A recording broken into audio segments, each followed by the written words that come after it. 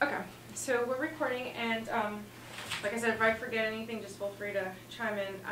So I guess starting off, if you can go over the proper, I guess, process or protocol that would happen if some normal, ordinary resident was going down and hit someone. Well, in the state of Texas, if there's an accident involving injury, personal injury, the usual procedure is to, if there's a suspicion of drug or alcohol use in one of the drivers, they ordinarily take a blood. They'll do a blood draw, take them down to the United Regional and have a blood draw taken. And it's not optional, it's mandatory. And it's not like the officer can go down there, be taken down, and refuse the test, because they will hold him down and take it from him if under the current Texas law. And in this case, because, you know, in fact, when they went there, I'm still not sure if a blood sample was taken or not. I'm told it wasn't. I don't know if a blood was taken. I understand there was a urinalysis, so he at least trying to see if there is elements of some type of drugs, and I understand there were drugs found in his urinalysis. The problem with that is that how much drugs.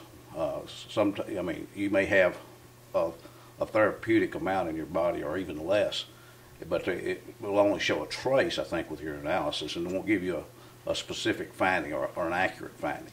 So that's going to be very questionable. As a defense lawyer, we'll probably try to attack that test in and of itself. The blood test is a more sure test, but it also has flaws in it. And usually you'll come back with a reading of the amounts involved. Then the next question is was the amounts involved enough to actually cause the accident to happen? And both drugs that he were taking have central nervous system factors to them, which alter it and in some case delay it. I don't know the officer's medical history, and all these type of things come to him. Yeah. And so, being an attorney, does that sort of baffle you if, in fact, there wasn't blood drawn? No, it doesn't baffle me unless they suspected it. Now, if he said something to him at the scene, I don't believe they did any field sobriety test on him. Of course, he was injured himself, so field sobriety test may not have been applicable to him. But nevertheless, the destruction that was involved in this accident was such that they probably should have taken better care of preserving evidence from him, and probably should have done a blood draw, or at least ask him to do one. And so at that point, I mean, this happened back, I don't know if it was in the beginning of June or the end of June, sometime now, yeah. Or even July, but if this happened to some other resident driving down Jacksboro Highway, right, hit these girls, they passed away at the hospital, I mean, would it have taken this long? Well, you have to have reasonable suspicion as to whether or not the accident was caused by alcohol or drugs. And if you don't have reasonable suspicion to do that, you can't just arbitrarily say, we're going to take your blood. Because if that was the case, we'd be taking everybody's blood all the time. There has to be some type of signal to the law enforcement officials that, hey, you know, maybe this guy's under some type of influence here of chemical nature. And if that's the case, and you have reason to believe that, actually, to get a blood draw, you probably should have probable cause, which is a higher standard. But as the state of Texas, you don't need probable cause on a motor vehicle accident to take it. You do have to have reasonable suspicion, and I don't know that they had reasonable suspicion at this point. I just don't know enough about the facts of this particular case. It's very unfortunate people got killed, and it's very unfortunate there was a police officer. I do believe that they tend to look in favor of the police officer. The police administration. I mean, you know, you get the police policing the police, you know, and they take care of their own to some degree. And I don't know that what the situation was out there. I think the police department has some explaining to do whether or not they had reasonable suspicion to believe. At that point to take Yeah. blood. So, like if this happened to just ordinary Joe, Yeah. like they're driving down the street and there was no, I mean, and that in fact, say they did, he wasn't drunk, it was just an accident that Right. he accidentally hit these kids, but he was going 80 in a 45. So at that point, what happens? And he's not. Well, he would probably have been arrested because if they could, of course, determining how fast a person was going is one thing. I don't believe that they had probable cause to arrest the officer at that time because they just didn't have all the information. I mean, at an ordinary traffic accident where somebody's involved in an accident, unless it's clear of some fault on one person or the other, then you have to have reasonable suspicion that there's a criminal act involved here. And I don't know that they had that at the time of the accident, but they certainly gathered enough information later on. And now it's up to a grand jury to make a decision whether or not they'll go forward. Well, actually, the district attorney makes that decision, and the grand jury will decide whether or not to go forward with the case. But with just, and I might repeat myself here, but so say like what we were talking about, like the ordinary Joe, like at that point, he wasn't drunk, and at that point, if he wasn't arrested and they did test and he was sober, but he was in fact going 80 in a 45. Right. At that point, that'd be probable cause for criminal negligent homicide, which is a separate charge, a different kind of charge. But I guess, like people call into our newsroom every single day, and they're still, trying to, say, make sure, because the police department, like you were saying, they somewhat have, I guess, the reputation of protecting their own. Sure they do. And so, like, that's what they ask. If this happened to any other resident, and in fact, if they weren't drunk and he was going 80, and at that point they have enough evidence, like you just said, that they can charge him with that, would they still be free at this point? Right.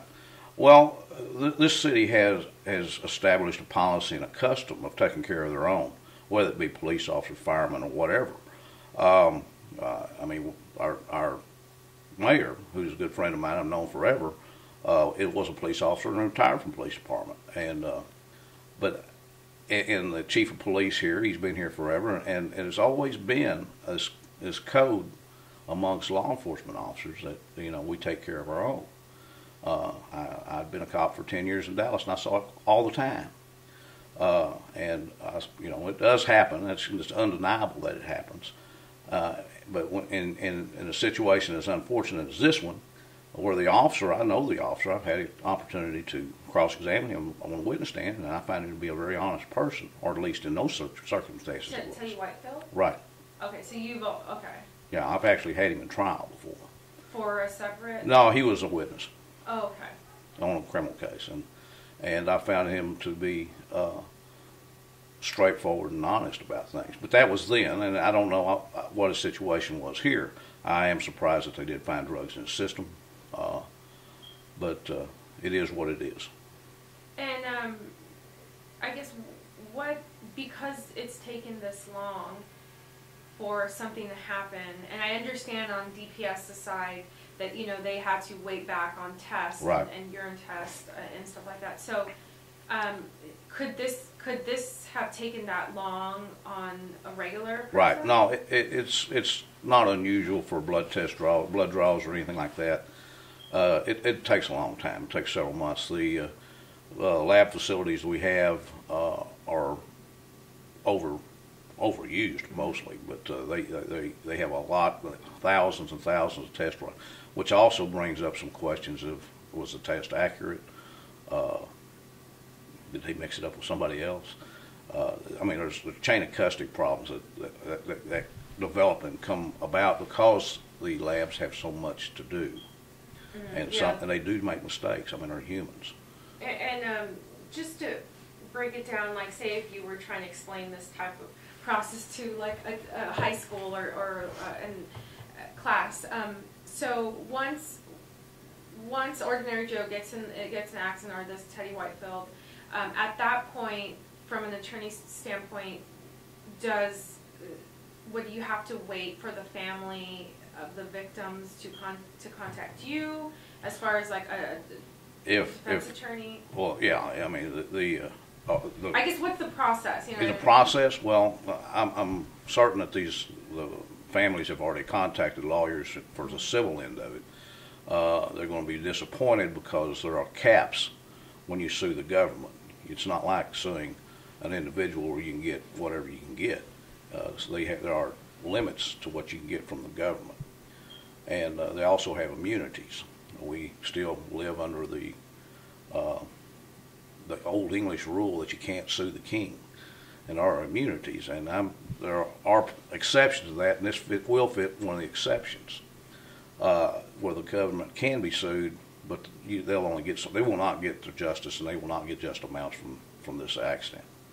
So that's a fact up front. Right. And so what is their options? Well, they will.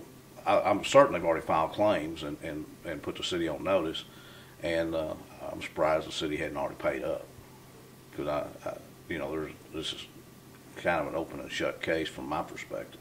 And at this point, once the DA's office, is that somewhat of a standard procedure?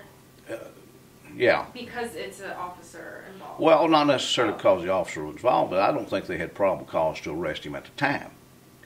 And but I mean, why has it, like, I guess why has it taken so long? Like, and is it because at this point they have maybe, you know, a month after the investigation happened, they brought in DPS, those special scene investigators proved that he was in fact going 80 and 45. If he wasn't drunk, I think that, like you were saying, at that point that would be somewhat of, that they can charge him with that alone. So why is he still not police arrested? Police officers by trade drive fast. I mean, you'll see him. But 80 and the 45? 80 and 45, yeah, well, I can honestly say I've seen them do it before.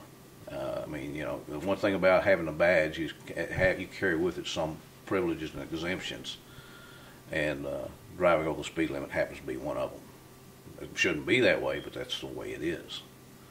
And police officers are afforded a lot of latitude, and you know. Do you think that's fair? You being in a police officer prior, now being, I guess, you know, on this end, an attorney. I mean, do you think that's fair? Well, what I think is unfair is probably the overreaching they do with civilians when they do the similar things themselves. You know, the time I'm surprised it took them so long to suspend the officer administratively than I do the criminal process. The criminal process, when you have to send something down to the DPS lab, takes a long time. It just takes months. And that could be in any situation? That's in any case. That's in all cases. And I think they probably, because it is one of their own, they want to make sure they get it right. And I don't believe there's any cover-up here at any stretch. But it's going to be difficult for the criminal lawyer who's going to represent him if he gets indicted. But there's, you know, it depends on how much he had in his body and whether or not it affected him is what. Now, of course, if they go criminal negligent homicide because he was traveling 80 miles an hour, which is an exceedingly high rate of speed to go in this particular neighborhood. I mean, it's a multi-lane road, but Jacksboro Highway has got people coming and going all the time, and the officers were just grossly negligent. So in that case, so I guess at this point, once the DA's office gets the report, they have to figure out and look at the investigation and figure out at what point, at what strategies they're going to take to charge. Would that be they will look at the facts that they have in front of them, and they will look at it and they say, well, do these facts fit criminal negligent homicide, or do these facts have I can't think of the other charges, but it's a homicide charge, homicide by motor vehicle. So homicide by motor vehicle would be if he, like, taking a look at the drugs and what the results come back with the urine test, and the other one would or be intoxication manslaughter. Oh, intoxication manslaughter would be the charge. You've got two choices here. They can either go criminal negligent homicide, which would be the easier to prove, or they can go it's the speed. Right.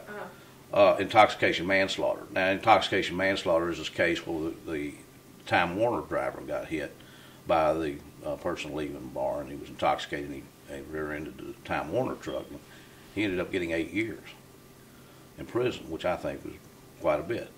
And here, you're going to be looking at possibly the same charge against a police officer. And are they going to vary away from the 8 years?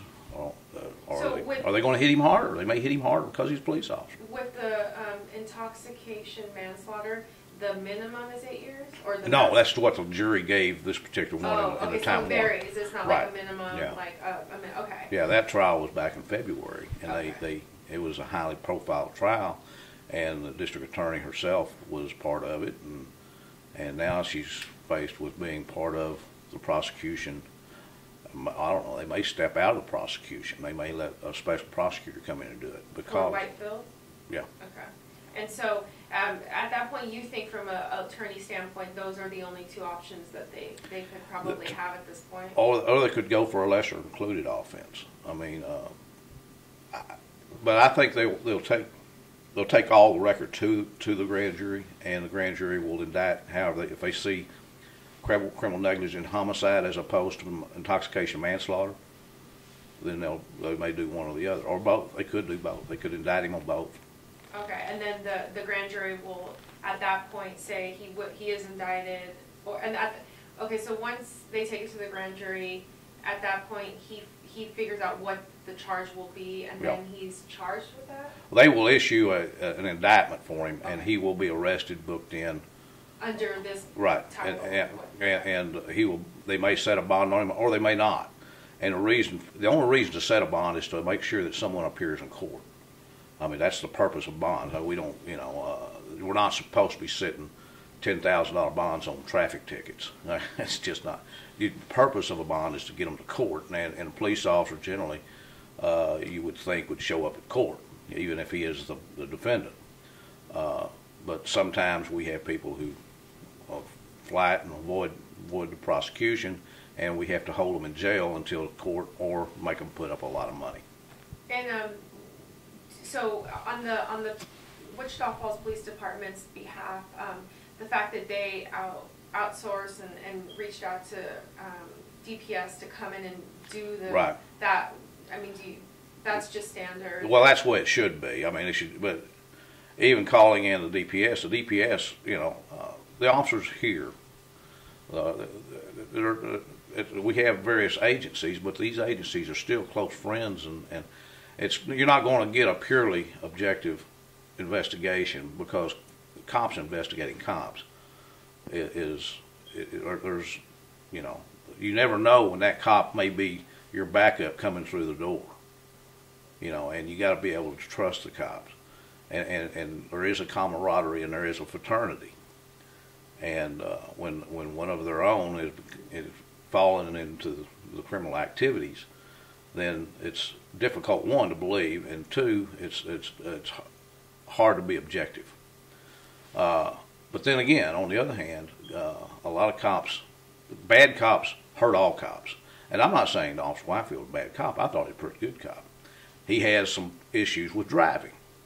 That doesn't make him a bad person, but in this particular case, it costs people their lives. And that's tragic. It's very tragic. But as an individual officer, I've got a lot of respect for Mr. Whitefield. As a driver, I don't want him driving down my street. And at this point, do you think that I guess this family coming in, so once he's indicted and he's arrested and he's in jail, and then the trial process starts, who will be, I guess, on the other end? Putting him in jail. That would it's the state of Texas against the officer. Okay. It's not. It's going to be the state of Texas versus Mr. Whitefield, and not the family. Now there's two different lawsuits here. I mean, one is a criminal lawsuit, which is the state of Texas versus Mr. Whitefield. And that's something standard that would Right. happen. Okay. And then you have the family, the surviving family of these people who are representing these kids' estate, and the estate has been harmed. And that's a civil action against Officer Whitefield and probably the city of Wichita Falls. It could be a federal case, where it would be tried federal case for the violation of these individuals, these girls' civil rights. And the right to life and liberty without due process of law is guaranteed under the 14th Amendment. And So they have a few options as yeah, well. the family has options. But So the problem...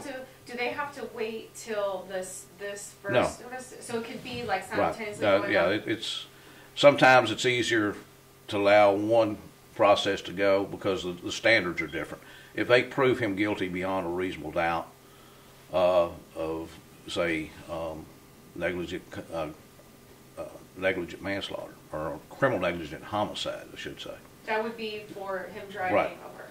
And then they could, the civil case could bounce off that and you say, well, he's been found guilty here, so I mean he's per se liable. Well, that's one way to do it. Or conversely, where you're protected under the criminal statutes against being a witness against yourself in a criminal case, Officer Whitefield doesn't have to take the stand. They have to prove their evidence without his cooperation. On the other hand, in a civil case, I could take his deposition in a civil case. Now, he may take the Fifth Amendment on every question I ask, but that will go to my victory or to my benefit towards obtaining a victory in a civil court. And so it's kind of a mixed bag there. You got two different sets of lawyers coming at him and the city as well. One from the criminal side and a couple of them from the civil side. So he has, I mean, even though this process has taken a while for him or everything to the investigation to end and all this stuff, he has a long road. Oh yes, him and the city both have a long road, and because the city's not going to be criminally liable for anything, but they certainly have the civil side that they have to look at, and if the city knew of his propensity to drive fast, or they knew he was using drugs while he was driving, somehow knew, or if a policymaker knew it, or if it's a custom that they allow police officers to use drugs while they're working, then the city's got some big problems. The city can be held liable for those things. But if Bachman did come out and say that they weren't aware or he never reported any drugs that throughout, So I wouldn't expect anything different from Chief Bachman, but go look at his records if you can. You can't. They won't let you see his records. Why? There's a law. They've got a law that says that you can't see the records. Now, if in a lawsuit you can get around it, but through the Public Information Act, no, it's not public information.